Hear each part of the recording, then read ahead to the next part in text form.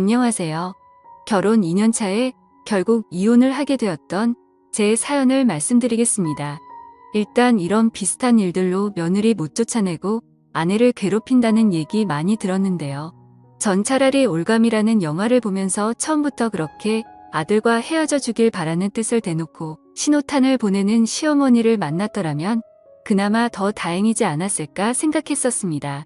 어느 한쪽이 아니라 거부를 해도 그런 비정상적인 관계는 손뼉도 마주쳐야 소리가 난다는 말이 딱인 걸 다 하니까 말이죠. 애초부터 그런 관계를 알았더라면 제가 겪은 2년이라는 결혼 생활은 이틀도 안 갔을 겁니다. 저의 경우는 시어머니가 아들은 언제나 자기 차지이고 집에서는 둘이 연애하며 살듯이 지내면서 제3자가 보기에는 나라는 평범한 아내가 아들 옆에 있는 정상적인 모습으로 보여지길 바라는 경우였습니다. 하여 시어머니가 대놓고 괴롭히진 않고 어디에선 누웠다 저기에선 조였다 헷갈리고 은근히 숨통을 조이게 하는 방식으로 어딘가 숨어서 조종하며 괴롭히는 듯한 그런 느낌을 2년간 받았습니다. 전 남편과 저는 의약제품 회사에서 사내 연애 커플로 2년을 만나며 결혼했습니다. 전 남편이 외동 아들로 홀어머니 모시고 산다는 것은 이미 알고 있었고요. 그의 친누나가 있었는데 결혼해서 분가하며 산다고 했고 연애할 때부터 은근히 누나 얘기를 꺼내면 안색이 안 좋아지거나 말을 돌리고 무조건 따로 산다고 모르는 식의 자세를 보였습니다. 오늘 관계가 별로 좋진 않구나 대수롭지 않게 생각했었고요. 저는 친남동생 한 명과 부모님 2분 다 계셨고 서로 아무 문제 없고 양쪽 집안에서도 연애하며 몇 차례 식사 자리도 갖고 결혼하는 것을 당연한 것으로 여겼기 때문에 별탈 없이 결혼을 할 수 있었습니다. 상견례 자리에서 못 본 전 남편의 친누나가 결혼식에서도 보이질 않았다는 것 빼면 그 어떠한 의심도 안 될 행복한 결혼이었습니다. 처음부터 전 남편의 홀어머니를 모시고 살 생각을 갖고 있었고 결혼하자마자 남편 집에 들어가 살았습니다. 들어간 지 일주일 정도 됐을 때인가 시어머니가 기특하다며 낯선 환경에 적응도 잘하고 함께 이렇게 행복하게 살았으면 좋겠다고 말씀하시길래 어머님도 이대로 쭉 건강하셔서 오래오래 저희 효도 많이 받고 사세요. 이렇게 말씀드렸더니 갑자기 정색하시면서 이러시는 겁니다.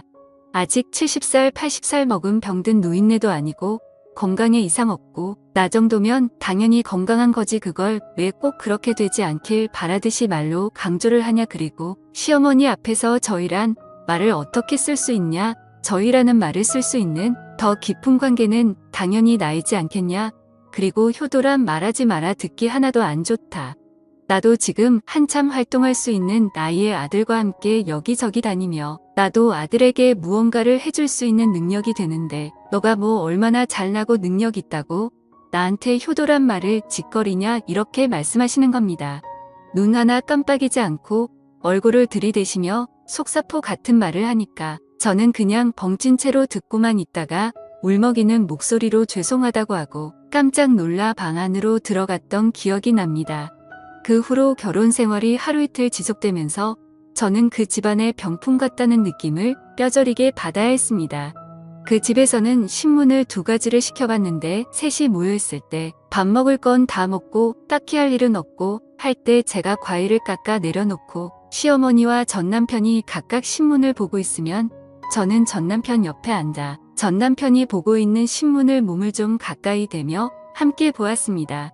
그럼 시어머니께서 곧바로 우리가 보고 있는 신문을 탁 치시면서 신문을 2개만 시키니까 새아기가 좀 그렇겠다. 아들 이쪽으로 오고 새아기는 너가 보던 신문 보라고 해 라고 하면 남편은 절 보지도 않고 신문을 저에게 건네주고 시어머니와 1인용 소파에 둘이 끼고 앉아 함께 신문을 봅니다. 그러다가 시어머니가 다리를 꼬아 위쪽에 들린 맨다리를 반바지를 입은 남편 종바리에 비비며 안겨있는 식으로 신문을 보는 것입니다. 그렇게 되면 거의 시어머니가 전 남편에게 폭 앉혀있는 자세가 되고 남편의 팔은 자연스레 시어머니를 감싸며 신문을 드는 식으로 그렇게 보더라고요. 아들한테 과한 애교 부리는 시어머니의 모습 보신 분들 있으시면 막말로 얼마나 역겨운지 아실 겁니다. 남편의 키가 179 정도였고 시어머니는 저보다 좀 작으셨으니 158 내지 159 정도 됐을 겁니다. 저녁을 차리고 있을 때 남편은 부엌의 맞은편에 있는 베란다에서 담배를 태우고 있었습니다. 그때 시어머니께서 몰래 까치발로 전 남편 뒤로 가더니 왁하고 깜짝 놀래키는 겁니다. 그럼 남편은 시어머니 장난을 받아주듯 장난식으로 괴롭히려는 자세를 취하고 시어머니는 굉장히 바라고 있다는 듯이 아들도 엄마 가슴 만지기만 해봐 이러면서 귀여운 척을 해대고요. 그럼 남편은 그 말 듣고 시어머니를 잡고 가슴팍으로 머리를 막 들이밀면서 장난을 치더라고요. 그때 제가 부엌에서 고개 돌려보고 있으니까 시어머니가 저를 힐끔 보시면서 전 남편한테 하지 말란 식으로 얘기하며 은근슬쩍 저를 약 올리려고 하는 듯이 행동을 하더라고요. 저런 상황들이 계속되니까 딱히 싫다는 눈치도 안 주고 괴롭히거나 내쫓으려는 행동도 안 하고 잔소리 또한 없으시고 정색 안 할 때는 말 하나하나 따뜻하게 말씀하시긴 하는데 마치 집안에서의 상황은 남편과 시어머니가 서로 좋아 죽겠는 신혼 초창기고 왠지 제가 그걸 어쩔 수 없이 보게 되는 시어머니가 된 듯한 그런 느낌이 들고 어쩔 때는 한참 연애 중인 친구 커플이 함께 있는데 제가 그 친구와 베프여서 친구가 저를 데리고 다니는 듯한 그런 제가 꼽사리를 끼거나 병풍 같은 느낌이 들더라고요. 뭐 딱히 남편이 밖으로 돌지 않는 이상 집에 함께 있을 시간도 많고 신혼 초도 즐길 여유도 있는데 말로 설명하지 못하겠지만 시어머니가 정말 자연스럽게 남편과 함께하며 신혼이란 시간을 즐길 틈을 주지 않은 채 제가 겉돌고 병풍같이 되고 아들과의 연애는 즐기며 아들 옆에는 저라는 일꾼을 두어서 살림은 잘 돌아가게 만들어두고 그런 상황들이 자연스럽게 흘러가도록 주장하는 느낌이 계속 들었습니다. 차라리 시어머니가 저를 헤아려 하거나 잔소리나 트집 잡는 게 심하다거나 하면 최근 한 남편 바로 붙들고 무언가를 토로하며 얘기를 하겠는데 이건 뭐 이상하긴 한데 막상 말하려고 치면 말할 것도 없을 뿐더러 저만 이상한 여자가 될 것 같고 그래서 말 못하고 저 혼자 의기소침해져 있거나 뚱해져 있고 신혼 초인데 어째 갈수록 깨가 쏟아지는 사이는 시어머니와 전 남편의 관계였죠. 셋이서 어디를 놀러 갈 때에도 시어머니께서 웃으시며 손을 내밉니다. 새아기 잃어버리지 않게 꼭 붙들고 가야지 하며 남편을 보고 그 특유의 애교 섞인 표정으로 귀여운 척을 합니다. 그런 며느리 잘 챙기는 엄마가 예뻐 죽겠는지 남편은 시어머니가 사랑스럽단 표정으로 웃고 그렇게 되면 시어머니는 가운데 양옆으로는 저와 남편 이렇게 걸어가게 됩니다. 시어머니는 저와 손만 붙잡았지 아예 몸은 남편에게 틀어진 채로 어디 손짓하며 둘만 얘기하고 저는 소화당하고 가다가 이웃이나 아는 사람을 만나면 시어머니와 제가 손을 꼭 붙잡은 걸 보시며 어쩌면 이렇게 고부관계가 좋을까 칭찬이 자자합니다. 가끔은 남편이 출근했을 때 시어머니 친목 모임에 절 데리고 나가셔서 소개와 인사만 간단히 시켜주고 저보고 집에 바로 들어가라 했습니다. 남편이 오면 이렇게 말을 합니다. 친구들에게 소개시켜 주었다. 그런데 그 친구들은 새 아기를 외적으로도 내적으로도 교양과 품위가 없어 보인다며 무척 싫어하는 눈치를 주기 위해 새 아기 민망할까봐 얼른 집으로 보냈다. 새 아기 보내고 친구들에게 우리 며느리 그런 애 아니라고 입이 닳도록 칭찬하고 겨우 친구들 마음 돌리느라 많이 애먹었다. 이렇게 착하고 예쁜 새아기를 왜 사람들은 전부 다 흉을 보는지 모르겠다. 남편은 그 얘기를 듣고 남들에게 흉 듣고 다니는 저를 안쓰러우면서 한심한 눈빛으로 보고 시어머니는 못난 며느리 거두어주고 다니느라 애쓰는 천사 보는 듯한 눈빛으로 보더라고요. 결혼한 지 얼마 되지도 않아 정말 전 존재감 없고 화창고 별 볼 일 없는 여자로 전락해갔습니다. 그런 상황들이 쌓이며 시어머니가 호의를 베풀수록 남편 앞에서 저는 한심하고 작게만 으며지는 아내가 되었고 제 스스로도 자신감을 점점 잃어가며 우울증까지 오기 시작했습니다. 정확히 속을 터놓을 만한 이유도 모른 채로 점점 숨통이 조여오고 가슴이 답답해져 가고 나도 무언가의 이유를 찾고 소리라도 치르던가 한번 발광이라도 해서 무엇인가를 터뜨리고 싶은데 그럴 만한 명목 하나 없으니 그게 더 미칠 노릇이었습니다. 남편과의 잠자리 또한 신혼여행 이후로 한 횟수가 20번 내라면 믿으시겠나요? 그 적은 횟수의 잠자리도 신혼여행을 제외하면 하다가 전화가 오거나 남편의 피곤함 때문에 작고 사소한 이유가 생겨 제대로 되지도 않았습니다. 임신 또한 전혀 소식이 없었고요. 남편과 시어머니는 이상하게도 임신 문제에 대해 일체 언급 한 번을 하지 않으시더라고요. 어느 날은 잠결에 남편이 베란다에서 통화하는 소리를 들었습니다. 통화 내용은 입에 담기도 역겨운 말이었습니다. 다른 여자와 폰으로 즐기는 남편의 목소리에 화가 나기는커녕 남편의 잠자리조차 만족 못 시켜주는 한심한 제가 미칠 듯이 싫더라고요. 밤새 몰래 울다가 아침에 일어났을 때 남편이 세안을 하러 간 사이에 남편 폰을 봤습니다. 온갖 생각이 다 들더라고요. 저는 결혼하며 그만두었던 회사 사람이 아닐까 하고 핸드폰 통화 내역을 보았습니다. 그런데 새벽에 통화한 사람은 엄마라 저장된 번호뿐이더군요. 주변 사람이 불편할 정도로 심하게 애틋한 관계인 줄은 알았지만 이렇게 직접적으로 이상한 교감까지 하는 아들과 엄마 사이일 줄은 꿈에도 생각 못했습니다. 그 다음날 마침 친구분들과 마실 나가신다며 목욕을 하시는 어머님, 몰래 어머님 방에 들어가 다시 확인을 하기 위해 어머님 핸드폰도 몰래 훔쳐보았습니다. 역시나 그 새벽 시간대 남편과 통화한 내역이 있었고 핸드폰을 확인하고 내려놓으려 할 때 달력에 파란색 펜으로 표시가 되어 있었는데 전날 남편과 통화를 마친 그날의 표시가 되어 있는 것이었습니다.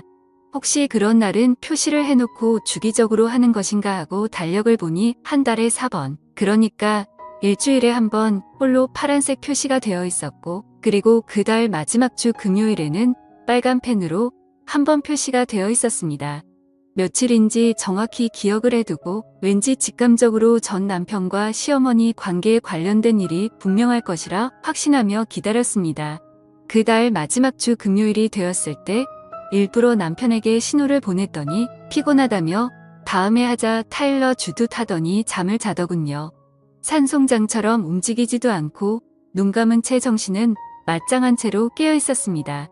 예상대로 대화가 끊긴 지 한참 만에 남편은 살며시 이부자리에서 나가더니 방문 닫는 소리도 안 나게끔 미리 방문고리를 돌려놓고 닫는 치밀함까지 보였습니다.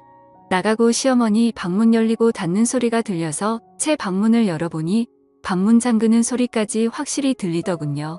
거실로 몰래 나가서 어머님 방에 귀를 대보았는데 둘이서 무언가를 속삭이고 웃긴 하는데 자세히 들리지가 않더라고요.